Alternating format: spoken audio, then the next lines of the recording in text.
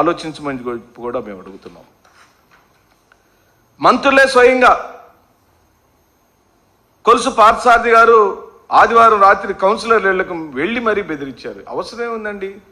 పార్థసారథి గారు మీరు ఉన్నారు కదా ఆ రోజు. ఎక్కడ మీరు సీనియర్ నాయకులు, మాజీ మంత్రిగా, వైఎస్ఆర్ కాంగ్రెస్ పార్టీలో ఎమ్మెల్యేగా ఏ రోజైనా ఆ విధంగా వైఎస్ఆర్ కాంగ్రెస్ పార్టీ ప్రవర్తించిందా?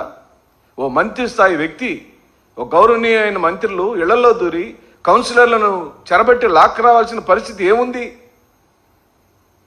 అంత ప్రలోభాలు పెట్టాల్సిన, అంత భయభ్రాంతులు చేయాల్సిన దుస్థితులకు మీరు ఎందుకు దిగజారని అడుగుతున్నాం.